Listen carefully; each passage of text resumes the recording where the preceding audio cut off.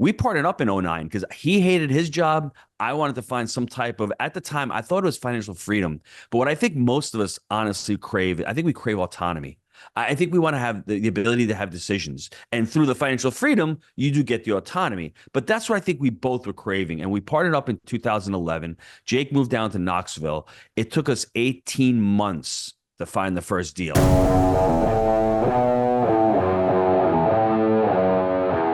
Welcome to the Real Freedom Show, where we inspire you to pursue your passion to gain time and financial freedom through opportunities in real estate. I'm your host, Mike Swenson. Let's get some real freedom together.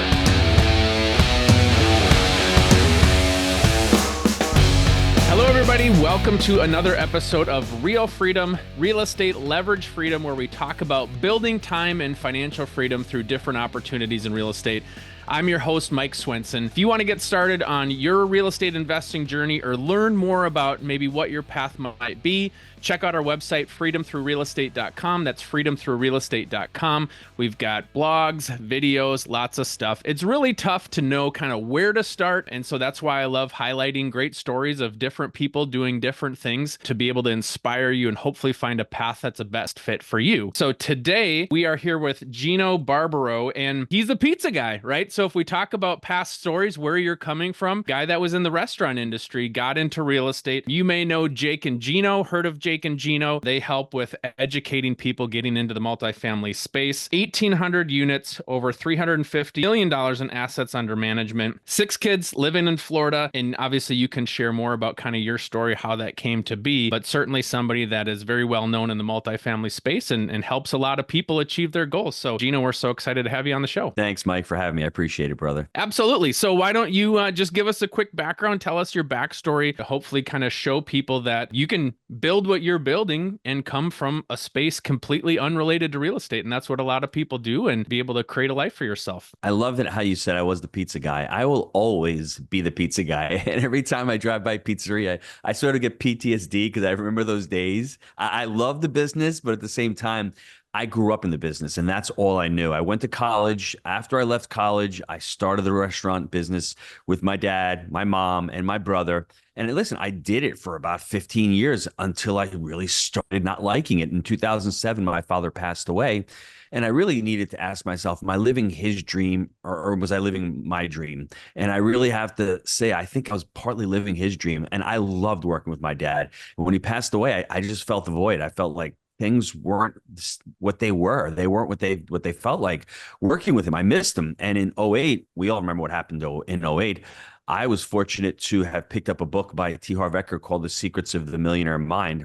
And when I read that book, to me, everything changed. I mean, I love the quote in the book that says, your fruits are in your roots. And I was at that time blaming everybody. I was blaming the economy. I was blaming the presidents for what was going on in my life. And when I realized, hey, my roots aren't that strong, hence my fruits aren't going to show, I understood that I needed to accept full responsibility. And thankfully, from that point on, I dove into education. I joined a couple of mentorship groups.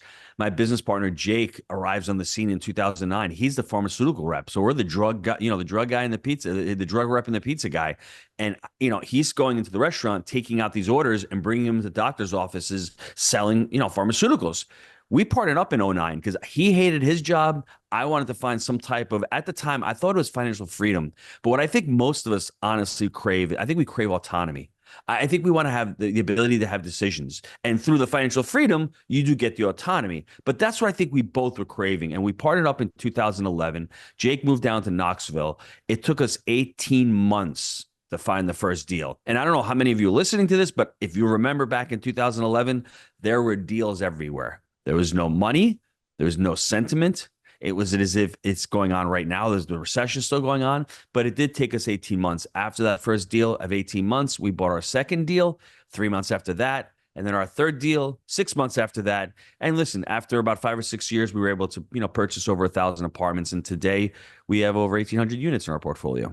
So talk about, a lot of people on the early end are wondering, how do I get financing? How do I find a partner? How do I find the right deal early on? And it's kind of a little bit of the chicken or the egg, right? Like, it's like, I know I want to do something. I don't really know what to do. You had touched on kind of T. Harv Eker and mindset building for somebody in a space where it's like, I don't really yet know what I want to do or what that next step is. How do I figure that out? That is I think the $1 million question for most of us. And I hear most investors, including myself, when we start out, we're either looking for the deal or we're looking for the rate of return.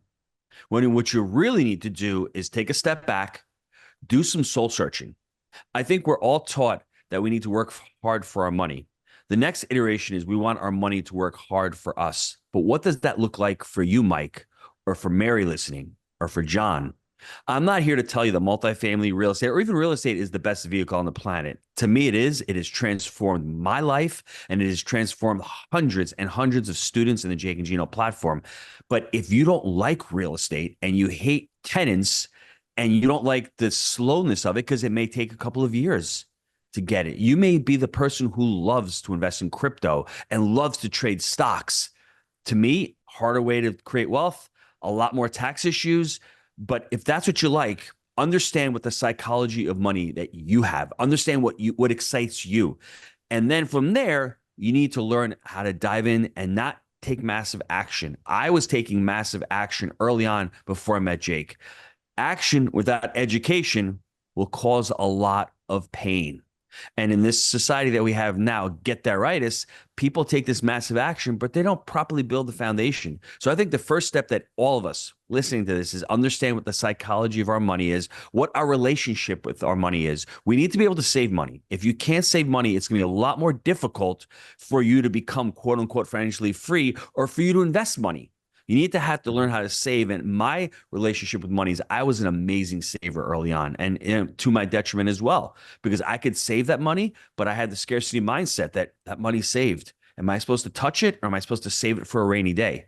And once I understood that savings was there for me to invest in an asset that would produce a yield, things started changing. So first, understand what the relationship you have with money.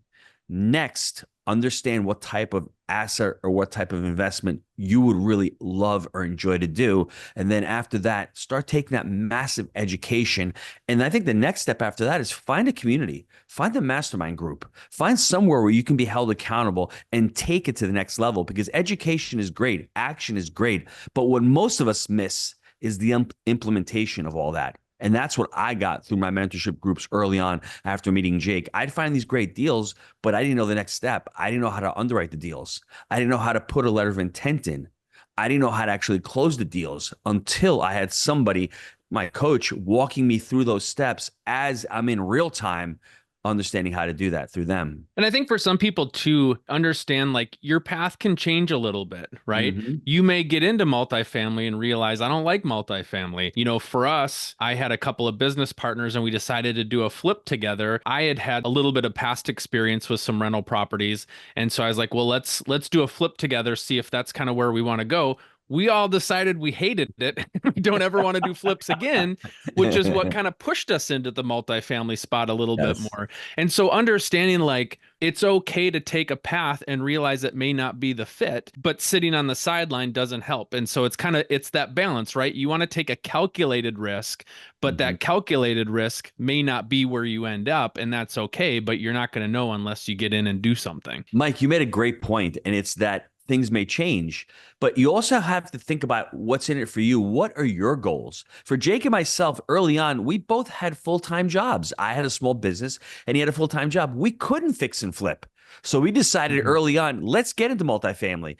I didn't have limiting beliefs because I had already bought a triplex early on. So I understood that, hey, I can get into multifamily. So if you're listening to this, don't have any beliefs about I can't get into apartments because they're really big and they're really scary. Most people start in the single family space. It's because they're comfortable. They've bought a single family home. There's not much difference between single family and multifamily, but ultimately, what are you trying to accomplish? For Jake and myself, we wanted to leave our jobs and go into real estate full time. If you're listening to this, you may just want to supplement your retirement income. You may want to create some other income just to pay for some bills. You may want to leave your job you're going to take different paths and different strategies within real estate to accomplish each one of those. So to become clear about what you're trying to accomplish is one thing. And you may be saying to yourself, I just want to make some more money. But by year 3, you've got 60 units and you're producing 7 or 8 or $10,000 a month in income. And that may change. So really being fluid and being open-minded and understanding what you want to accomplish, to me, I think is the very first step that you need to take. For me wanting to get into multifamily too, it was I had to get out of my own way because I like doing some of the hands-on work. And when we did the flip, like I love doing the work. What I found out is that actually was pulling me more away from my family. So the whole reason why I wanted to get into real estate investing was to spend more time with my family. And we get into this flip and I get in deep and I realize I'm spending nights and weekends away from my family instead of being Mm-hmm. with my family because I liked doing the work. And Mm-hmm. in some ways, when I went to a little bit larger of multifamily, I realized, well, I'm not even going to want to touch that because it's too big of a project. So then I got out of my own way. And that's been the Mm-hmm. best thing is for me as well, is realizing I can't go to a property and want to flip 3, 4, 5 units because I don't have the time to do that.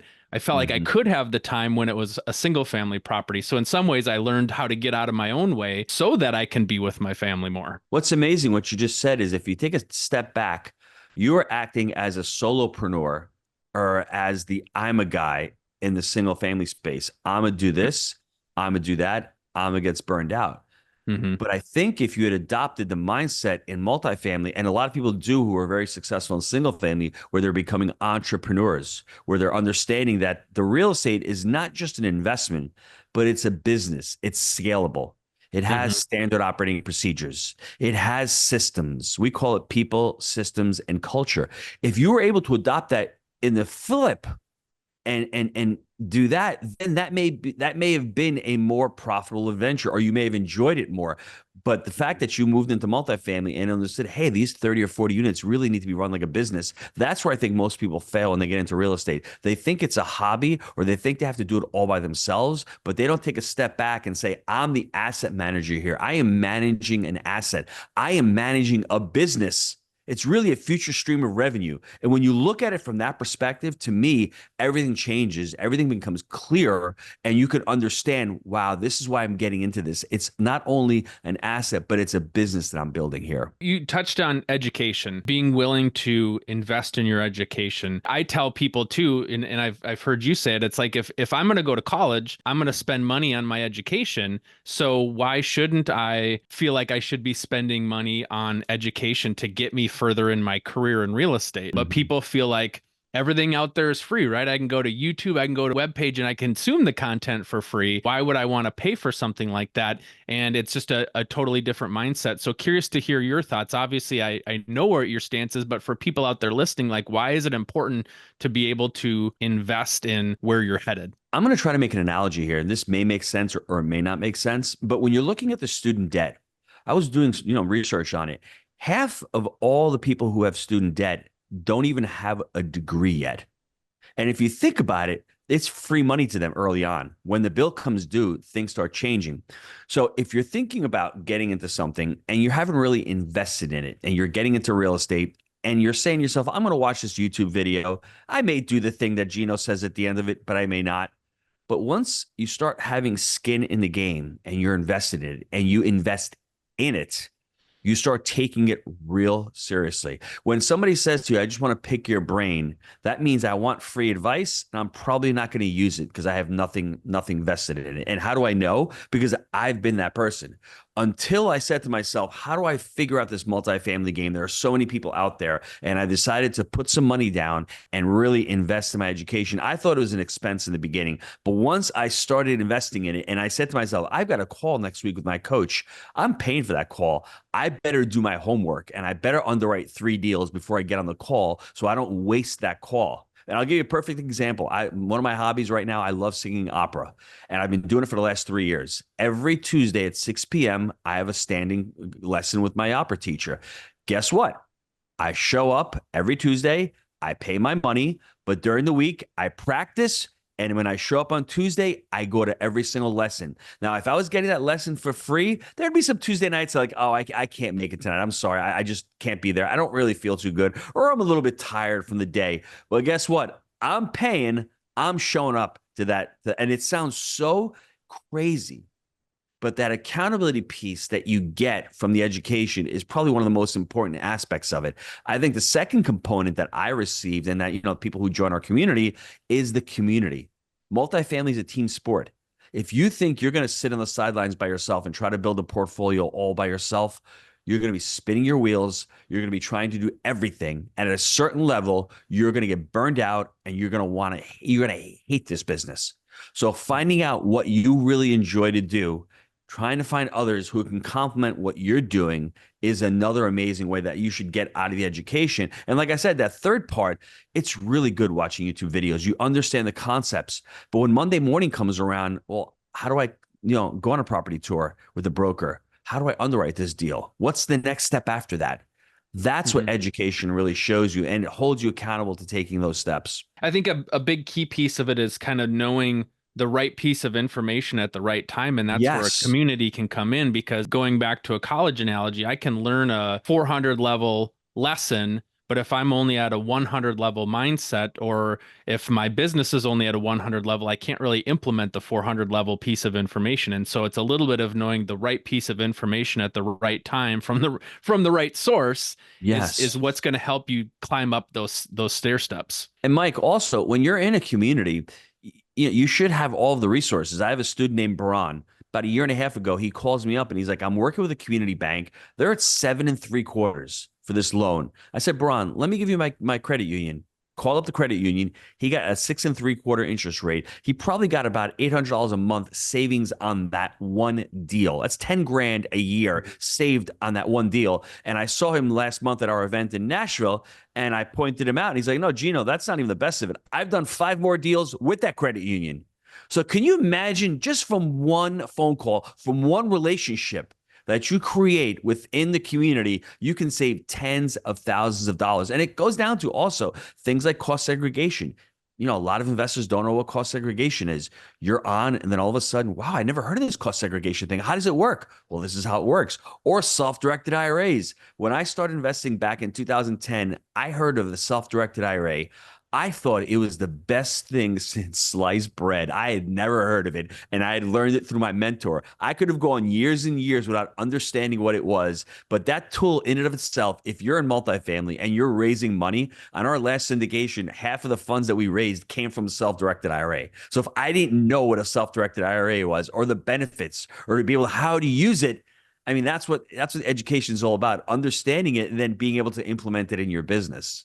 My wife, she has been at her current employer for a long time, but she knows that the second that she leaves and that 401k opens up, she knows that thing's going into a self-directed IRA. But we actually had tried to, or had inquired about moving those funds out. And that's how we found out that, you can't flip funds out when you're currently working for your employer. And she's been there since she graduated college. So she's been there a long, long time, but she knows that as soon as she, moves on, or whenever the time is on, that self-directed IRA is going to happen. So it's amazing. There's so many strategies. I was just at an event this past weekend. People are talking about a backdoor Roth IRA, where you have an IRA and you want to get it into a Roth, and you're using cost segregation and timing, everything. There is so much information out there. You just need to find the right people, and wherever you are in your journey, that's what you do. Maybe it's okay to get it from your 401k into a self-directed IRA. If you're not going to use the funds yourself and invest in other people's deals, that's great. But if you're out there raising money, understanding the self-directed IRA and targeting people who have funds in their IRAs, that's an amazing strategy. I did want to touch on capital raising. For people out there that want to get started, maybe don't have the funds themselves, what advice can you give, or maybe how can you help them see that if I need to focus on saving my own funds? However, how can I work with people, or maybe what are some ways that I could look to raise capital if I don't have it? Well, this is, to me, the most important piece of it. Before you take a dollar of anybody's money, you need to understand the business itself. You need to understand how to buy right, how to manage right, how to finance right. That is the most important bit of information that I can give you when you're raising capital. You're becoming a steward for people's capital, and you need to understand the business implicitly. Then the next part is if you can't do your own deals, what I would say is go out and find people who are doing deals, lead sponsors. Try to get onto their teams. Try to understand and align yourself with people who have a ton of experience, who've been in the business for a long time, who resonate with you and who it's not just trust, trust but verify, but understanding. Let's say you find an operator like Jake and Gino, and you're like, hey, Jake and Gino's raising money. Can I be part of your team? Now you can't get compensated just for raising capital, but there's other things you can do on that team, maybe investor relations. So when you're first starting out, understanding the business is really important. Understanding your business plan is really important. And then becoming an expert in a market. I mean, when you're starting to raise capital, you really need to become an expert in a market and start creating relationships within that market. And then from raising capital, it comes down to really the first iteration is friends and family, which can be difficult because the friends and family know you as the pizza guy. They may not invest in that first deal, or they may test the waters, right? But it's important that you let everybody know that you're in real estate. I had a student who joined, and it was funny. He was working for the state of New Jersey. And I said, hey, Jason, when you join, let everybody know what you do. 2 days later, he went to his chiropractor's office. He told him, I'm investing in a multifamily. His chiropractor says, when you find a deal, let me know. I'll invest. A month later, Jason found a deal, and he partnered up with his chiropractor. I think for me, understanding that it's all about self-identity. I mean, if you can identify as that capital raiser, my epiphany came when I was at the restaurant and I was sitting there going, I'm still this pizza guy. How do I shift into becoming a full-time real estate investor? And when I was, underwriting a deal with Jake, I remember I was in the shed of my restaurant. I'm surrounded by all these pizza cans. I'm putting away the tins to go. I'm doing this real crappy $10 an hour work. And yet I'm sitting there and we are underwriting an $11 million deal, all seller financed. And I said to myself, I'm done with the restaurant. Right now, I'm that multifamily investor. And it takes a little bit of work to build up to that, but it really comes down to self-image, understanding the business, and then finding people within the business that if you can't find deals yourself early on, where you need to find other people who can help you, but you need to be able to bring value to that team as well. So understanding that, I think, is really just, I guess, the genesis or the beginnings of someone who wants to raise capital. And I think partnering with people that know what they're doing too helps to raise. I remember when I first started on the admin side of a real estate team, and we're recruiting agents to come onto the team, and it's a brand new agent, and we tell them, look, part of the reason why you're joining the team is because you're leveraging our experience. Yes. So now we've sold X number of houses, X number of volume, and you're partnering with us because you see the value of joining with somebody who's done it there before. And I think that's the key for, getting into investing as well is, you're partnering. It's a strategic decision, right? You may feel like the little guy partnering with somebody else that's done a lot more, but it's a strategic decision because now you get to learn from them. And so you don't have to be just the pizza guy anymore. It's the pizza guy partnering with somebody who's been there, done that, has the experience. And so when you're talking to friends and family or whatever that might look like, it's like, hey, we're working together now to do this thing. And I am hopefully more the real estate guy versus the pizza guy. That's a great analogy, great story. And then what happens is once you've been with Mike for a year or two, you've learned Mike's systems. You've learned Mike's, like I said, his operating procedures. You can start taking that for yourself as well. And then maybe you go do a deal by yourself and help, bring Mike along.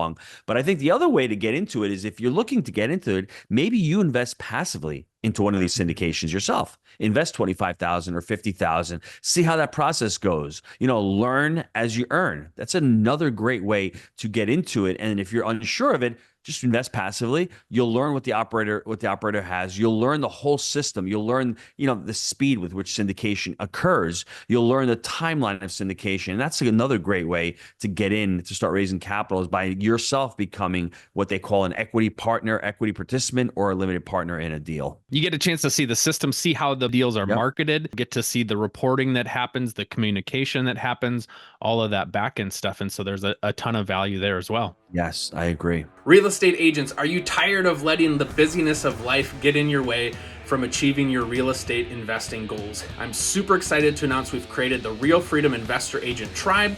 It's a place for you to come, get educated, and network with others so that you can make sure that you're hitting your real estate investment goals. So find out more on our website, realfreedom.com. Click on the store link. We've got a membership, we've got a mastermind group, and some private coaching as well. Check it out. I've priced it super low. The goal is to get you in, not have price be a determining factor to keep you from your goals. So come check it out, schedule a call with me, and we're happy to see where your real estate journey is going to take you. You guys started early on with education, right? With Jake and Gino. Talk about, a little bit of the imposter syndrome for people that are maybe just getting started. You guys branded as, hey, we're going to help, we're going to educate people along the way, when maybe you felt like, I still don't know a lot, right? And there's probably still a lot that you don't know, but how can you help people maybe move past their insecurities to where they feel comfortable learning and growing and building their education and be seen as more of expert's probably not the right word, but when they're earlier in their journey? I had that feeling around 3 years ago, and I'm sitting on a bus tour with one of our coaches, Bill Ham, and I turned to him and I'm like, sometimes this is really challenging. I can't figure this out. And he said to me bluntly, he says, hey, Gino, guess what? We're all winging it and figuring it out. And this is Bill, who's got, at the time had over 1,000 units. He was self-managing his deals, had a vertically integrated company. So to hear that from him, and then they hear that from a lot of other people, I think if you're listening to this, everyone on this planet is winging it, and we're all figuring it out as we go. I think those of us who are really clear with what we're trying to accomplish, because I don't think any of us on this call lack motivation. I really do think we lack clarity. And once you have the clarity, once you understand what you're trying to accomplish, it's okay. The challenge in this economy is you're on Instagram and you're on Facebook and everyone's beautiful and everyone's closing deals, but you don't see the challenges that comes with that. And you have to realize there are challenges. It took Jake and myself 18 months to close the first deal. It's Stenziano and Barbaro in East Tennessee in 2011. Y'all ain't doing business down here. We heard a lot of that. But I was so, I don't want to use the word desperate, but I was so consumed with wanting to succeed that I didn't even think about failing, because I saw a lot of other people in this industry. It's not rocket science. We're not going to the moon on rocket ships. All we're doing is we're investing in real estate. If you learn a few of the metrics, it comes down to what I think 80% psychological and 20% mechanical. We can teach you the mechanical. It's not really difficult. It really comes around the psychology of what's going on within your life, what you've learned, what you've been programmed. And for myself, when I bought that first deal and I got it with Jake and I understood the power, that second deal was a lot easier. That first deal, whether you're looking at a 30-unit deal or a 3-unit deal, once you close that first deal, everything changes, because all of a sudden you're a closer. The broker is like, congratulations, you did what you said what you did, you closed the deal. So if you're out there, that's why I really love these communities, because you're going to really see people out there struggling, trying to close deals. That's why you partner with people. My life before Jake was vastly different than life after Jake. Life before Jake, tons of mistakes, all by myself, tended to quit. When I met Jake, I didn't have the option of quitting. I'm like, he's my partner. I can't let him down. I can't let his family down. And I lived in that with that model for the last 15 years since I've known him, and it has served me well.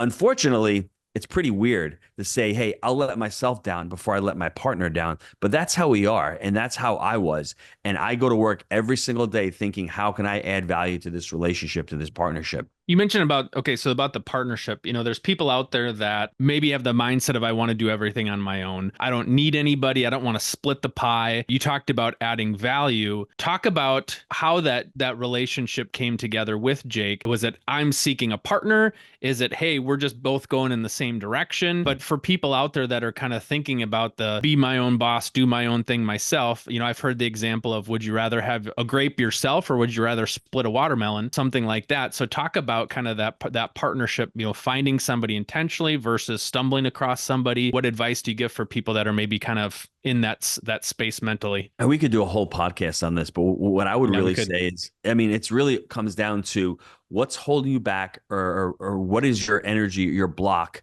saying that I can do it all by myself. I don't need any partners. You probably could, but man, let me tell you, I was on a call with Jake yesterday and could not see, what do they say, the forest through the trees. And he just said something to me and I was like, I never thought of that. So I would rather have that small watermelon, because the ideas that he has, the way he looks at things is a lot different than the way I look at things. He brings solutions to the table that are different to the solutions that I bring. When you're getting kicked in the face and things are tough and you're all by yourself, you can get really depressed and you can get really lonely. Being an entrepreneur is real lonely. That's the reality. But having somebody that you can share that with, that takes a lot of pressure off. That to me, I love it. I thrive on it. And listen, we've all had bad partnerships. We've all had bad relationships. But it really is incumbent upon you as to why that went bad. Remember, I had a bad relationship before I met Jake with a partner, and I was blaming that partner. Man, Maserati Mike, I would call him, his fault. But then when I stopped, I'm like, time out. I'm the responsible one. I didn't do any due diligence. I never looked at the property. I didn't know what underwriting was. So if you're out there seeking a partner, which I think everybody should, it's a lot more fun. I mean, it's a lot more rewarding. You can get a lot more done. You can gravitate to what you like to do. It comes down to values-based decision making. What are your values and do they align with your partners? Jake and I, both family guys, we both wanted to invest in multifamily. We both focused on long-termism, responsibility. We wanted to have control and autonomy in our lives. We didn't want to go buy RV parks, or we didn't want to go fix and flip. That's what we wanted to do. And that's what I think is the beginning of a great partnership. And then obviously to take it one step further, we never, ever look at one of us saying, well, you didn't work today. You took the day off. We are always giving it our all, and we never make excuses, and we always show up. That to me is the beginning of a really good partnership. And if you're just out there starting, maybe you just do a deal. Mike, let's do a deal together, see how it works. And if you can't have a beer with Mike, then maybe you shouldn't be in partnership with Mike, because I talk to Jake 3 to 4 times a day. For the last 15 years, when I fly up to Knoxville, I stay at his house, and he comes down to Florida on vacation twice a year, and our kids hang out. I mean, that's how the relationship has become. I trust him implicitly with money, and he does the same thing with me. So that's the level of respect, and I think that's the level of buy-in and accountability that you need to have with the true partner. Are you going to make mistakes? Yes. Have you made mistakes? As you're listening to this, go back and really be brutally honest with yourself. Was it all your partner's fault, or did you have something to do with that relationship going bad? And most of the times, I would say 95, 100% of the times, there's a little bit of something that you did wrong. How do you correct that? And I think the first step is really to focus on values and really try to align yourself with anyone you're trying to go into business with. Gino, there's a ton of great information here. We talked about a lot of different topics. Thank you so much for coming on and sharing your wisdom. For people that do want to reach out to you, learn more about what you guys are doing, how can they do so? JakeandGino.com. And we just launched a new book called Baby Money Soldiers. It's a small little book, about 70 pages. If you want the ebook copy for free, just email me, Gino@JakeandGino.com. And it's a cool book to give your kids, to sit down and read as a family. And it's just the understanding of the financial world, because I think I'll end with this, Mike. For me, people with financial intelligence can change the world for the better, and that's what we need. We need people more financially intelligent in this economy to get this economy up and running and make it, man, I mean, if you can understand the power that finance and that money will allow you to do and the impact that you can create with money, I think everything will change in your life. Thank you so much for coming on, Sharon. We really appreciate it, and best of luck to you in the future.